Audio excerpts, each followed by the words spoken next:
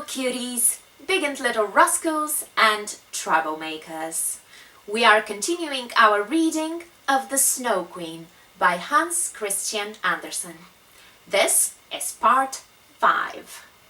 As you may have guessed already, in this episode we are going to meet a certain crow. Fourth story, Prince and Princess. Gerda was soon obliged to rest again. A big crow hopped onto the snow just in front of her.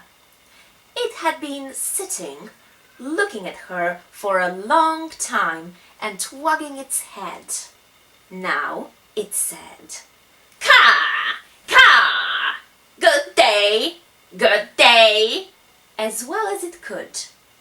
It meant to be kind to the little girl and asked her where she was going alone in the wide world. Gerda understood the word alone and knew how much there was in it, and she told the crow the whole story of her life and adventures and asked if it had seen Kai. The crow nodded its head gravely and said, "Maybe I have. Maybe I have." "What? Do you really think you have?" cried the little girl, nearly smothering him with her kisses. "Gently, gently," said the crow.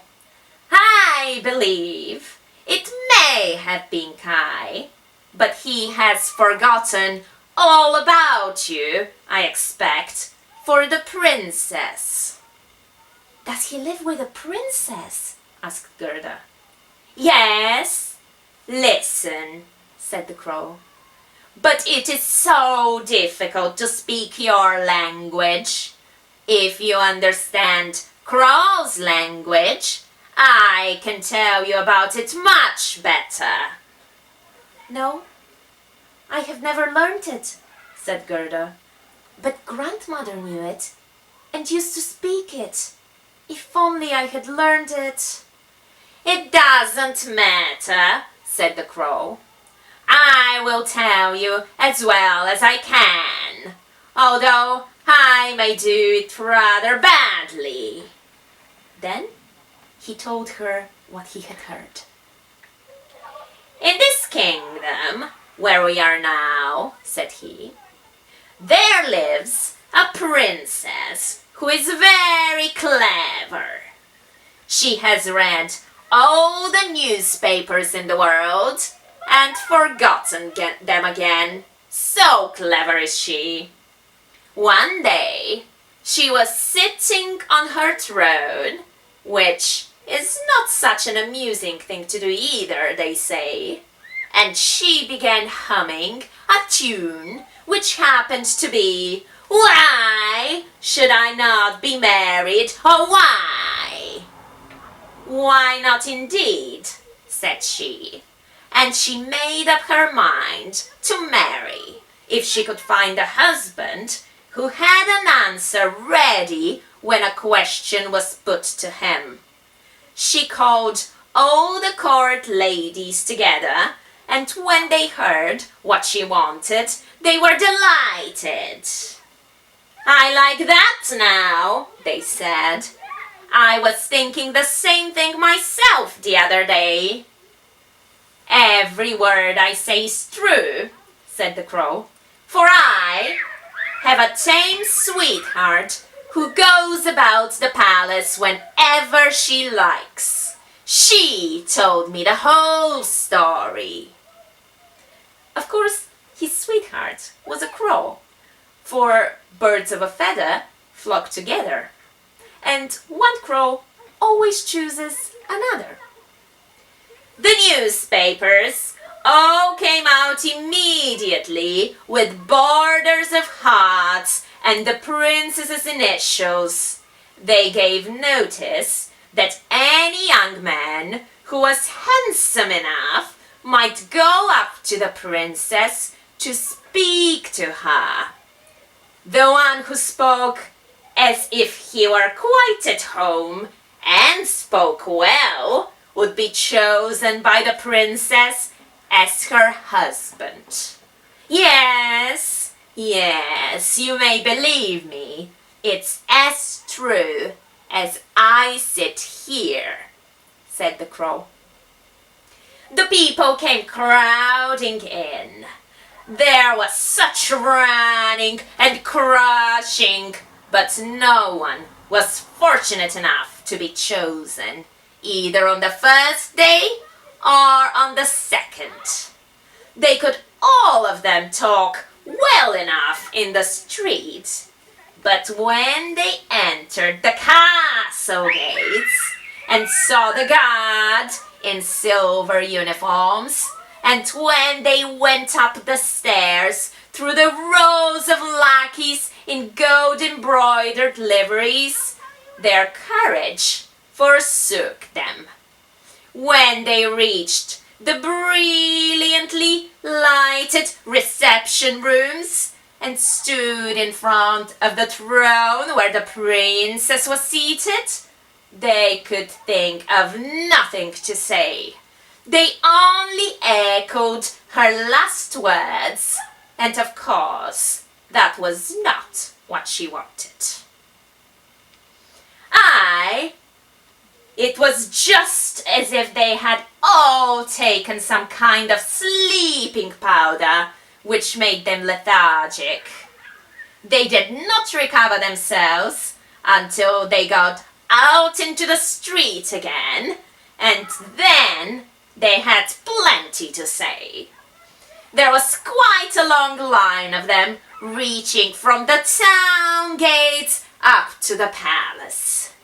I went to see them myself, said the crow. They were hungry and thirsty, but they got nothing at the palace, not even as much as a glass of tepid water. Some of the wise ones had taken sandwiches with them, but they did not share them with their neighbors. They thought if the others went in to the princess looking hungry, that there would be more chance for themselves. But Kai, little Kai, asked Gerda, when did he come? Was he amongst the crowd? Give me time, give me time. We are just coming to him. It was on the third day that a little personage came marching cheerfully along, without either carriage or horse. His eyes sparkled like yours, and he had beautiful long hair, but his clothes were very shabby. Oh, that was Kai, said Gerda gleefully. Then I have found him! And she clapped her hands. He had a little knapsack on his back, said the crow. No, it must have been his sledge. He had it with him when he went away, said Gerda. It may be so, said the crow. I did not look very particularly, but I know from my sweetheart that when he entered the palace gates and saw the lifeguards in their silver uniforms and the lackeys on the stairs in their gold-laced liveries, he was not the least bit abashed. He just nodded to them and said, "It must be very tiresome to stand upon the stairs. I am going inside." The rooms were blazing with lights. Privy councillors and excellencies without number were walking about barefoot, carrying golden vessels. It was enough to make one solemn. His boots creaked fearfully too, but he wasn't a bit upset. "Oh, I am sure that was Kai," said Gerda. "I know he had a pair of new boots. I heard them creaking in Grandmother's room." "Yes, indeed, they did creak," said the crow. But nothing daunted, He went straight up to the princess, who was sitting on a pearl as big as a spinning wheel. Poor simple boy. All the court ladies and their attendants, the courtiers and their gentlemen, each attended by a page, were standing round. The nearer the door they stood, so much the greater was their haughtiness, till the footman's boy, who always wore slippers and stood in the doorway, was almost too proud even to be looked at. "It must be awful," said little Gerda, "and yet Kai has won the princess?" "If I had not been a crow, I should have taken her myself, notwithstanding that I am engaged. They say he spoke as well as I could have done myself when I speak crow language. At least, so my sweetheart says. He was a picture of good looks and gallantry, and then he had not come with any idea of wooing the princess, but simply to hear her wisdom. He admired her as much as she admired him." "Indeed, it was Kai then," said Gerda. "He was so clever, he could do mental arithmetic up to fractions. Oh, won't you take me to the palace?" "It's easy enough to talk," said the crow. "But how are we to manage it? I will talk to my tame sweetheart about it. She will have some advice to give us, I dare say. But I am bound to tell you that a little girl like you will never be admitted." "Oh, indeed I shall," said Gerda. "When Kai hears that I am here, he will come out at once and fetch me." "Wait here for me by the stile," said the crow. Then he wagged his head and flew off. The evening had darkened in before he came back. "Caw, caw," he said. "She sends you greeting. And here is a little roll for you.